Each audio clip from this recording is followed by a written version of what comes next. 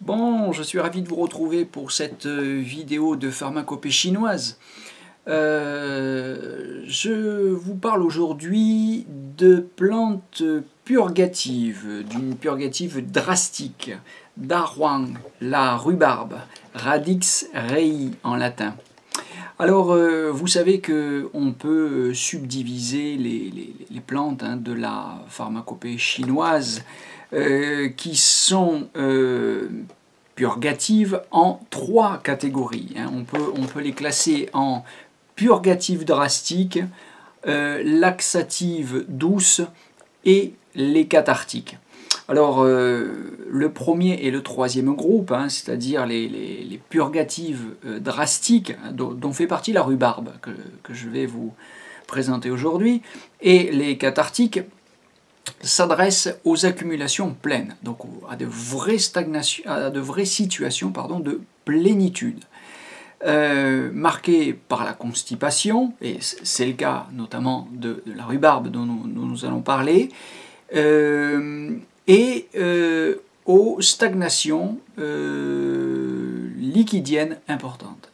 Et ça, c'est ce qu'on appelle les cathartiques. Les cathartiques s'occupent des stagnations liquidiennes, alors que les purgatives drastiques s'occupent des problèmes de constipation. Voilà. Quand ces herbes chassent les accumulations fermes, nous les appelons herbes purgatives. Et quand elles évacuent les stagnations liquidiennes, nous les appelons herbes cathartiques. J'espère que cette distinction est claire pour vous. Elle est relativement importante. Alors, la purgation est l'une des trois grandes techniques d'attaque réservées aux situations de plénitude. Quand il y a une véritable abondance de qi, c'est une méthode dispersante, si vous voulez, la purgation. Elle ne s'utilise pas sur des patients qui seraient en vide. Sur les patients qui sont en vide, on utilise des herbes douces, des laxatifs doux, qui vont avoir pour effet d'humidifier les intestins et par ce biais-là vont permettre le transit et l'évacuation des selles. Voilà, donc les laxatifs doux s'utilisent dans les situations d'insuffisance de liquide, de vide de sang, causant la sécheresse des intestins. Bon, je vous parle aujourd'hui, je reviendrai peut-être sur ce type de distinction, c'est relativement important pour la classification de ces plantes. La purgation, c'est une grande méthode, mais on ne l'utilise pas n'importe comment, sinon on met le qi du patient dans ses chaussettes. Et si c'est des personnes âgées ou vraiment des personnes très affaiblies, on peut leur faire passer l'arme à gauche. Ce serait quand même relativement dommage. Donc soyez prudents. Dahuang, une plante amère et froide. Toutes les plantes purgatives sont amères et froides. Leur action est fortement descendante, elles ouvrent les intestins et permettent d'évacuer rapidement et drastiquement les accumulations de qi et de chaleur dans le foyer moyen et inférieur. Donc on va en avoir 4, avec Dahuang, j'ai une petite liste sous les yeux. On a Fanxieye, on a Lu Hui, l'aloe vera, et on a Mangxiao, le Mirabilitum, un sel. Voilà, donc des produits amers et froids, des plantes ou des produits amers et froids. Le signe principal invitant à leur utilisation est la constipation, je l'ai dit, je me répète, mais je crois que c'est très important, donc répétons-le encore. Le syndrome type étant le blocage de chaleur dans le yang ming, selon la théorie du Sharanlun, vous connaissez la théorie des 6 couches, quand le pervers se concentre dans la couche du yang ming, se transformant en chaleur, eh bien il faut purger. Alors, Dahuang, je reviens à Dahuang, je fais des petits allers-retours avec la théorie fondamentale. Bon, j'espère que c'est pas pour vous déplaire et que de toute façon on ne peut pas utiliser efficacement, utiliser à bon escient la pharmacopée chinoise si on ne jongle pas hein, en même temps avec les notions de la théorie fondamentale et du diagnostic. Darouang, la rhubarbe, c'est un produit qui a différents tropismes, bon, mais c'est un grand produit du centre, hein, avec des tropismes rate, foie, estomac, gros intestin et même maître-cœur. Hein, mais donc un grand produit du centre, qui va drainer la chaleur, mobiliser les sels, éliminer la chaleur, humidité, rafraîchir le sang, activer la circulation du sang et disperser les amas, éliminer la chaleur au niveau du sang, chasser le feu toxique et ouvrir les foux, les entrailles. Alors voilà, on l'utilise dans 6 ou 7 situations relativement classiques. Plénitude de chaleur dans le Yangming entraille, c'est-à-dire l'estomac, avec fièvre importante. Bon, là, on est donc effectivement, comme je le disais tout à l'heure, dans la théorie des 6 couches, au niveau de la couche Yangming, avec tous les signes que vous connaissez, et notamment les Sida, les 4 grands. Je vous renvoie à ce cours. On l'utilise pour la chaleur-humidité du foie et de la vésicule biliaire, causant la jaunisse. On l'utilise aussi pour la chaleur-humidité des intestins avec dysenterie.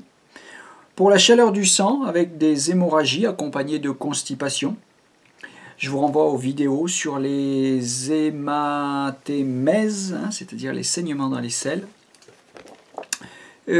On l'utilise pour les stagnations sanguines avec amas de sang, principalement dans le foyer inférieur, avec aménorrhée, masse abdominale, abcès intestinaux.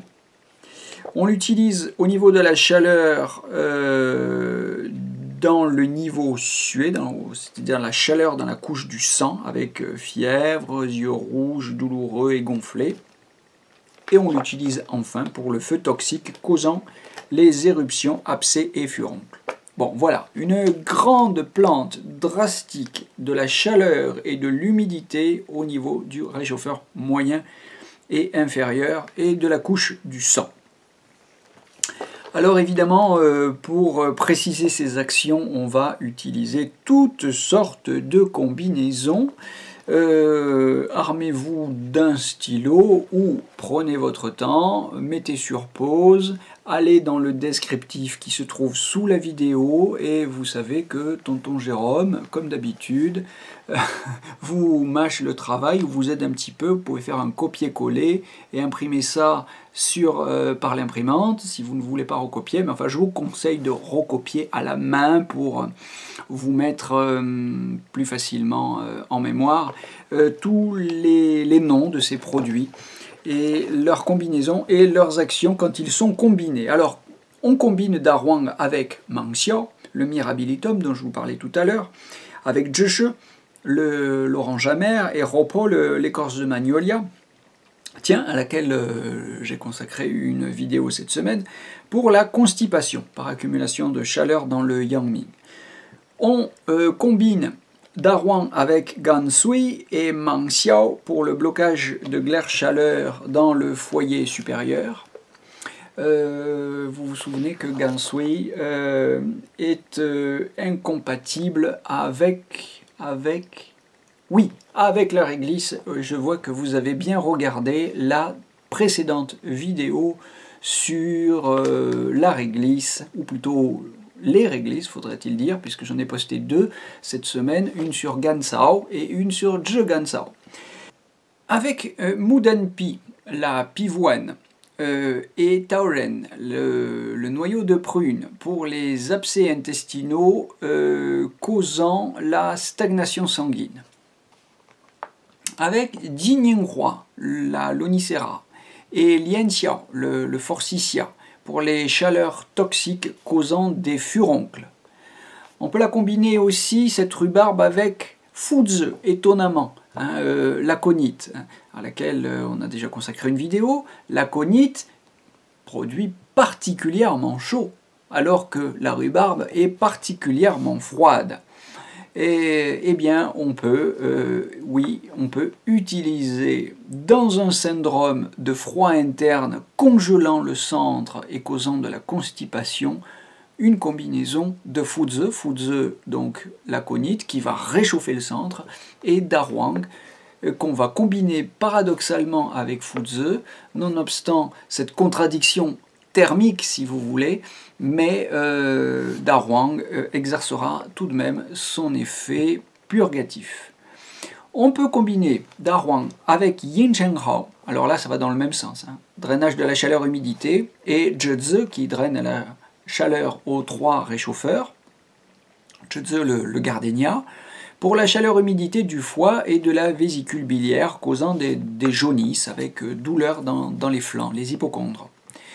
On peut combiner là aussi avec Huanglien, Dahuang et Huanglien, drainant la chaleur et l'humidité, avec en plus aussi Beishao, la pivoine blanche, et Muxiang, la saussurée, pour la chaleur-humidité, disais-je, dans les intestins, causant dysenterie et douleurs abdominales. Et enfin, une dernière combinaison, si vous voulez, encore avec Huanglien, hein, la coptide, et avec Huangqin aussi, la scutellaire, pour purger et descendre le feu du foyer supérieur quand on a des yeux rouges, gonflés et douloureux, des aphtes, vomissements de sang, saignement de nez, etc. Donc avec cette chaleur qui monte, voilà, on peut la drainer quand même vers le bas, sans risquer de la faire pénétrer dans l'interne. Bien, bon, Dahuang n'est pas un produit particulièrement toxique, hein, vous savez que c'est un légume, fruit-légume, que vous trouvez chez votre primeur. En pharmacopée chinoise, alors je ne suis pas sûr si vous le consommez en tarte cuite au four avec des céréales et du gluten et compagnie, et puis du sucre, enfin le sucre n'est pas tellement un antipurgatif, mais enfin disons que si vous en consommez, je dirais, à dose raisonnable dans une tarte à la rhubarbe où vous avez plus de pâte que de rhubarbe, ne vous attendez pas à avoir cet effet laxatif. Il faut quand même la consommer à dose relativement importante. Alors en pharmacopée chinoise, c'est 3 à 15 grammes en décoction par jour pour obtenir une purgation drastique. Bon, vous la trouvez au bon dosage de toute façon dans les pharmacopées qui sont consacré à cet effet-là. Les formules de référence, et bien sûr, c'est Da Chen Chi Tang,